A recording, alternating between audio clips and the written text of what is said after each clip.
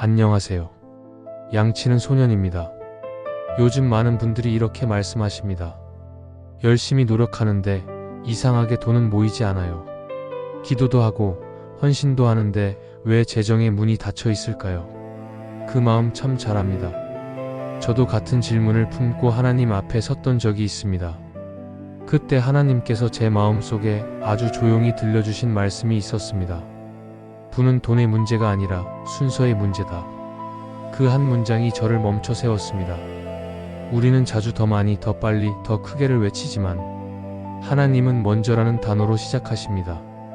먼저 그의 나라와 그의 의를 구하라. 그 다음에야 모든 것이 더해질 것이라고요. 그 먼저가 바로 부의 시작점이었습니다. 그건 단순히 경제적인 풍요를 말하는 것이 아니라 삶의 질서가 회복되고 마음이 정돈되는 영적인 부였습니다. 그때부터 저는 성경 안에서 하나님이 말씀하신 부의 구조를 다시 찾아보기 시작했습니다. 그리고 거기서 트리니티 파료소라는 8개의 열쇠를 발견했습니다.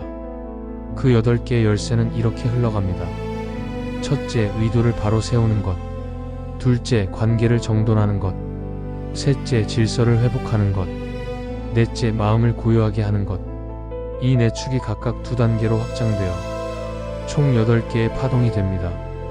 이것이 바로 트리니티 파료소, 하나님이 불을 움직이시는 하늘의 순서입니다. 의도가 흔들리면 관계는 얽히고 질서가 무너지면 마음은 불안해집니다. 그 반대도 같습니다. 마음이 평안하면 질서가 세워지고 질서가 세워지면 관계가 회복되고 관계가 회복되면 의도가 다시 정렬됩니다. 결국 부는 외부에서 들어오는 것이 아니라 이 순환의 구조 속에서 안으로부터 흘러나옵니다. 이제 우리는 그 순서를 8일 동안 하나씩 회복하려 합니다. 이 여정은 단순히 부자 되는 비법이 아닙니다. 하나님께서 내 삶을 통과해 흘려보내시려는 하늘의 공급 시스템을 배우는 시간입니다.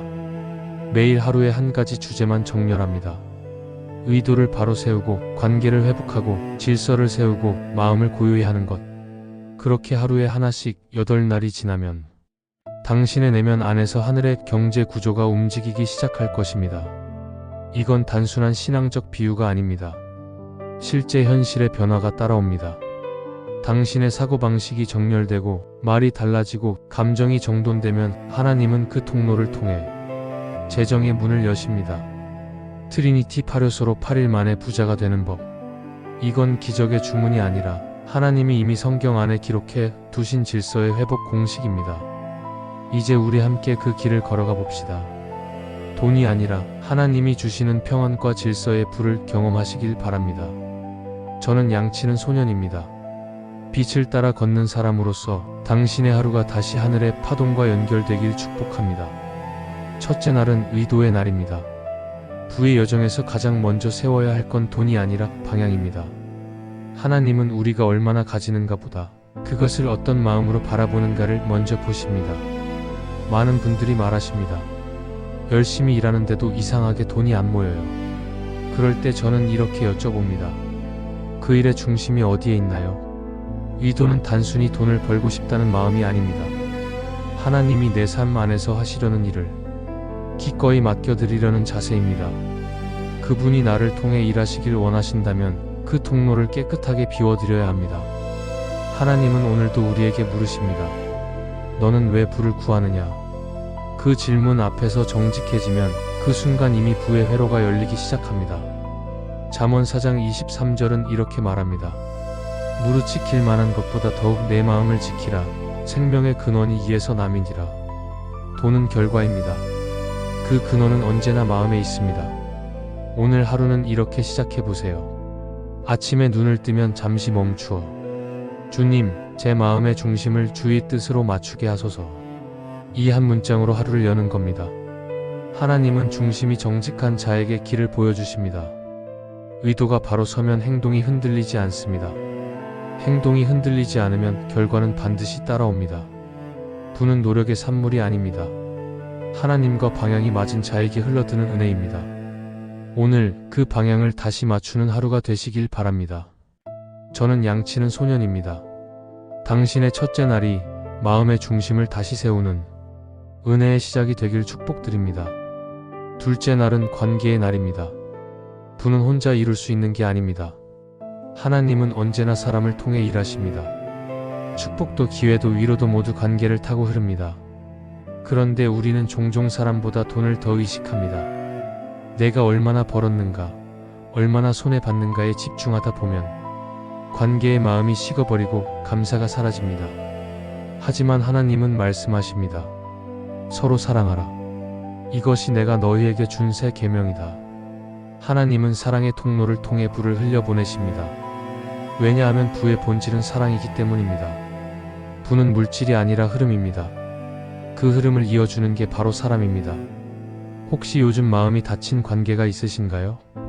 말을 아끼게 되는 사람, 피하게 되는 사람, 예전에는 감사했지만 지금은 거리감이 생긴 사람. 오늘은 그 관계를 위해 기도해 보세요. 하나님, 제가 이해하지 못하는 이 관계 속에서도 당신의 뜻이 흐르게 해 주옵소서.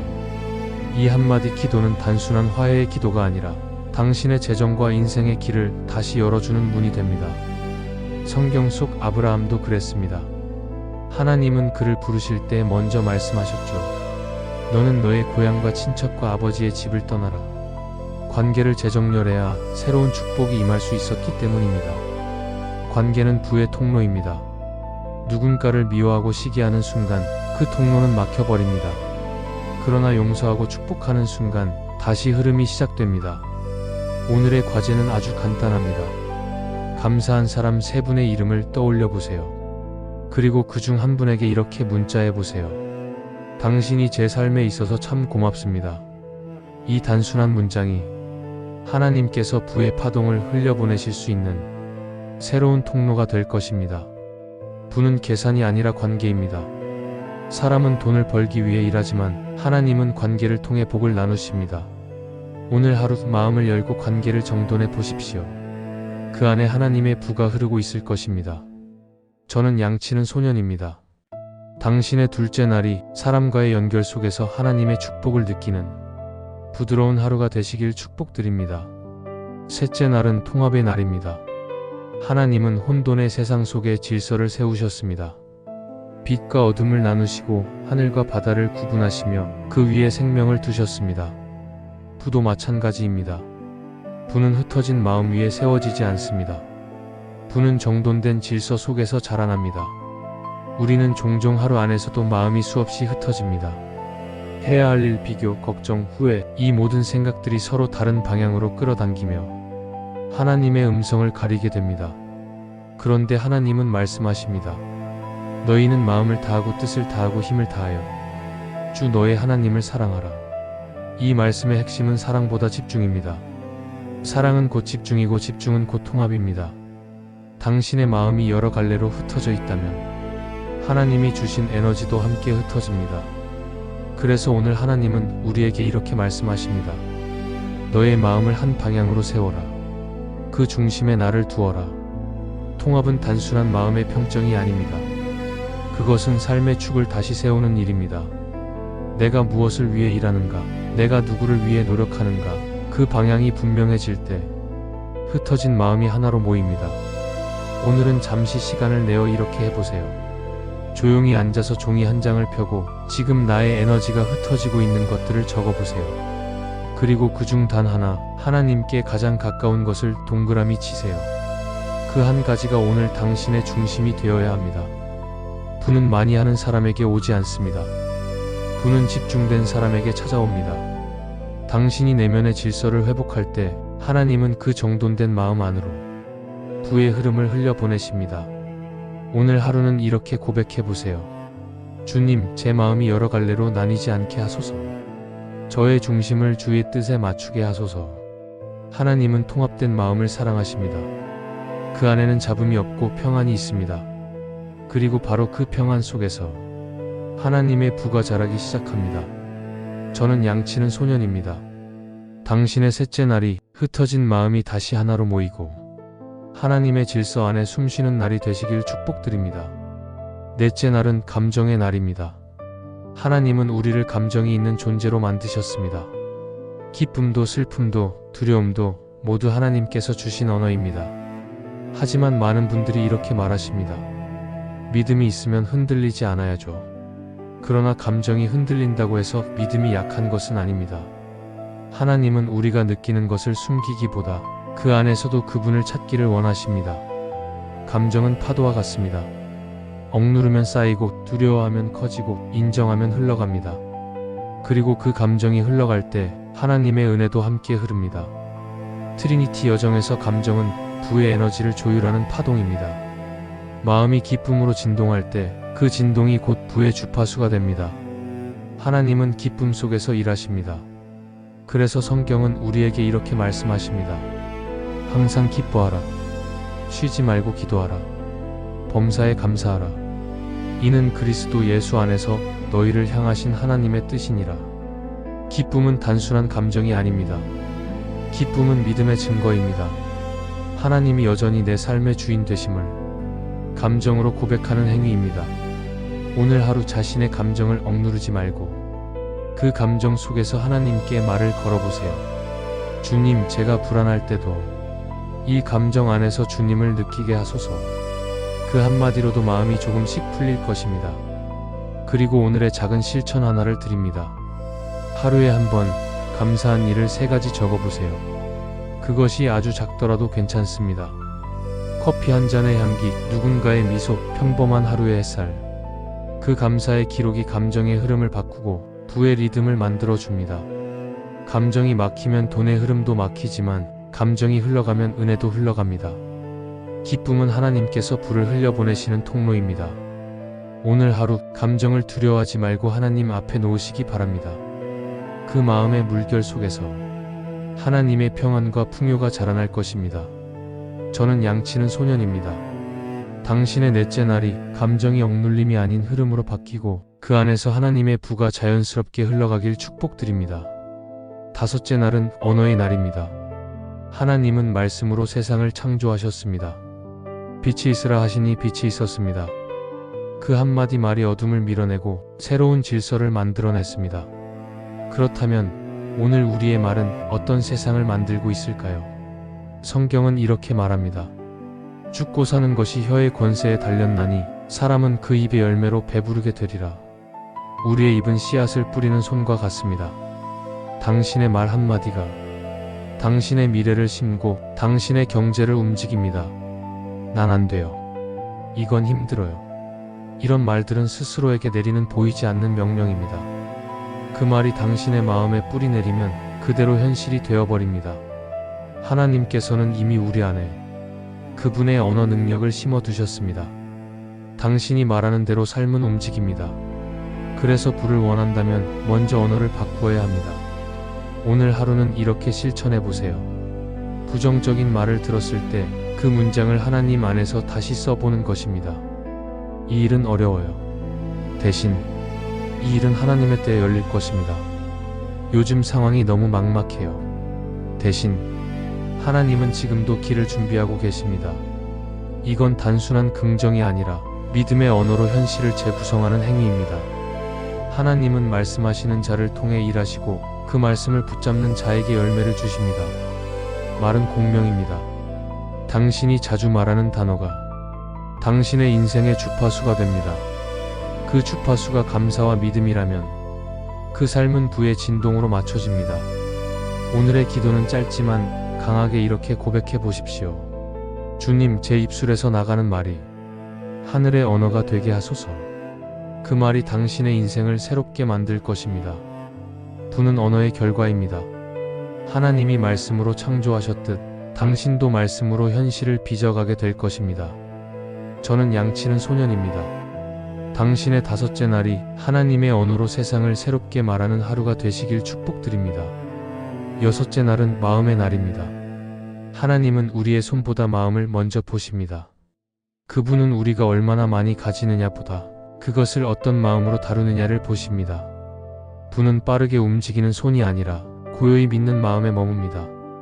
바람이 잠든 새벽의 호수처럼 마음이 잔잔할 때 하나님은 그 안에 당신의 은혜를 비추십니다.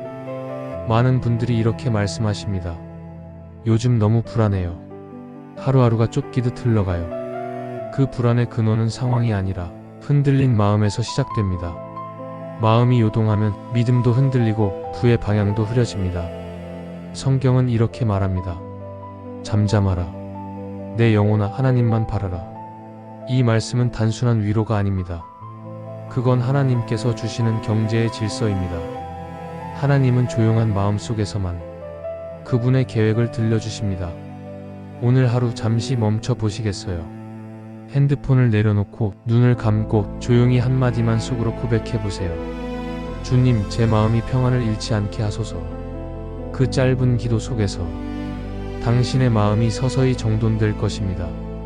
그리고 그 고요함 안에서 하나님이 준비하신 길이 보이기 시작할 겁니다. 마음이 복잡하면 돈의 흐름도 막힙니다. 그러나 마음이 단순해지고 평안해지면 삶의 통로가 넓어집니다. 하나님은 불안한 자에게 축복을 주시지 않는 것이 아니라 그 축복을 담을 고요한 마음을 먼저 만드십니다. 오늘의 과제는 단순합니다. 하루 중 가장 소란스러운 순간에 단 5분만 멈춰서 보세요. 그 시간 동안 숨을 깊게 들이마시고 내쉬며 하나님을 바라보세요. 그분이 당신의 불안을 고요로 바꾸실 것입니다. 부는 노력보다 평안의 그릇에 담깁니다.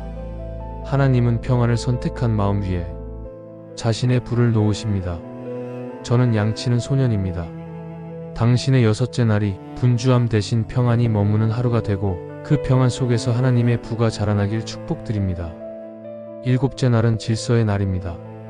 하나님은 혼돈의 세상에 질서를 세우셨습니다. 빛과 어둠을 나누시고 하늘과 바다를 구분하시며 그 질서 위에 생명을 두셨습니다. 부도 마찬가지입니다. 부는 혼돈 속에 머물지 않습니다. 부는 질서를 좋아합니다. 부는 정리된 마음과 구조화된 삶 위에 머뭅니다. 많은 분들이 이렇게 말씀하십니다. 하나님, 저에게도 재정의 문이 열리게 해주세요. 그런데 하나님은 이렇게 되물으십니다. 내가 그 문을 열어주면 그 축복을 담을 자리가 너에게 준비되어 있느냐? 질서는 축복의 그릇입니다. 그릇이 없으면 부는 머물지 못하고 흘러갑니다. 하나님은 늘 채우시기 전에 먼저 정리하라고 말씀하십니다. 광야를 지나 약속의 땅으로 들어가기 전 이스라엘 백성은 장막을 세우고 법도를 정했습니다. 하나님의 임재가 질서 속에 머물기 때문입니다. 오늘 하루 자신의 삶을 천천히 돌아보십시오. 시간의 질서, 돈의 질서, 마음의 질서가 하나님 앞에 세워져 있는지 살펴보시기 바랍니다. 당신의 하루 일정은 어떤 방향을 향하고 있나요? 소비의 흐름은 목적이 있나요? 말과 행동은 일관되게 움직이고 있나요? 이것이 바로 부를 준비하는 질서입니다. 오늘은 작게라도 하나의 질서를 세워보세요. 지출의 한 부분을 정리하거나 하루의 계획을 세 구간으로 나누는 것만으로도 좋습니다. 질서는 단순히 계획이 아니라 영적 리듬입니다. 그 리듬 속에서 하나님은 축복을 지속적으로 흘려보내십니다. 성경은 말합니다. 하나님은 무질서의 하나님이 아니시오 오직 평화의 하나님이시라. 하나님의 부는 질서 안에 있고 그 질서 안에는 평안이 있습니다. 오늘의 짧은 기도는 이렇게 해보세요. 주님, 제 삶의 구조를 새롭게 하소서. 제 시간과 재정과 마음이 하나님의 리듬 안에서 움직이게 하소서. 그렇게 하루가 끝날 때쯤이면 당신의 마음은 조금 더 단순해져 있을 것입니다. 그 단순함 속에 하나님의 부가 머물게 됩니다. 저는 양치는 소년입니다. 당신의 7째 날이 삶의 질서가 세워지고 축복이 머무는 하나님의 리듬 위에 서는 하루가 되시길 축복드립니다. 8째 날은 감사의 날입니다. 하나님께서 창조를 마치시고 쉬셨던 그날, 그분은 만족과 평안을 선포하셨습니다. 보시기에 심히 좋았더라. 이 말씀은 단순한 묘사가 아닙니다. 그건 감사의 선언입니다. 감사는 모든 여정의 완성입니다. 하나님은 감사하는 마음에 불을 맡기십니다. 감사하지 않는 사람은 축복을 받아도 불안해하지만 감사하는 사람은 부족해도 평안합니다. 부는 바로 그 평안 속에서 자랍니다.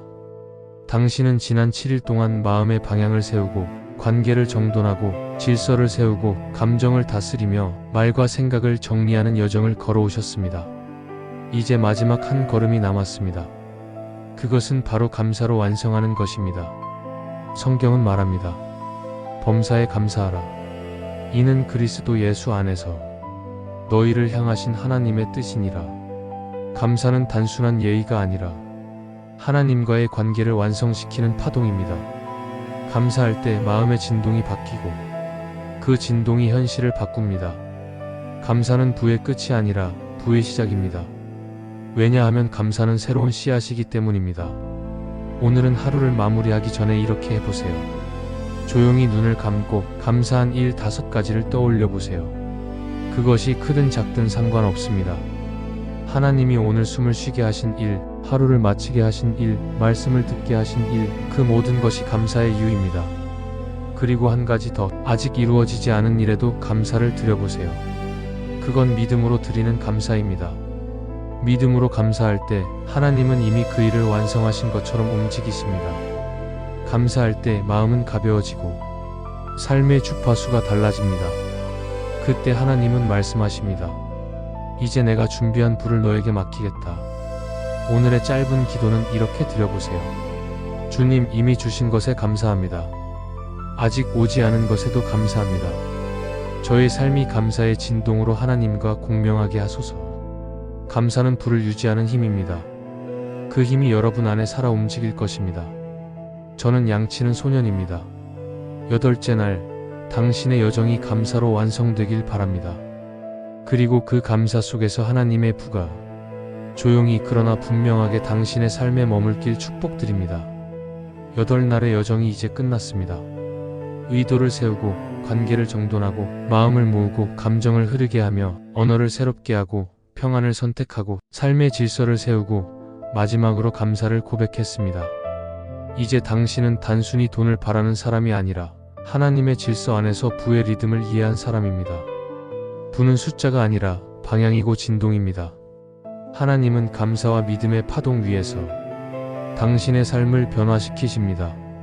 오늘 이후로 하루를 시작할 때 의도를 세우고 사람을 향해 따뜻한 말을 건네며 모든 순간에 감사를 잃지 마시길 바랍니다. 하나님은 이미 당신 안에 그분의 불을 심어두셨습니다. 이제 그 불을 흘려보내십시오. 그것이 진짜 부입니다. 저는 양치는 소년입니다. 당신의 인생이 하나님의 질서와 평안 위에서 조용히 번성하길 축복드립니다.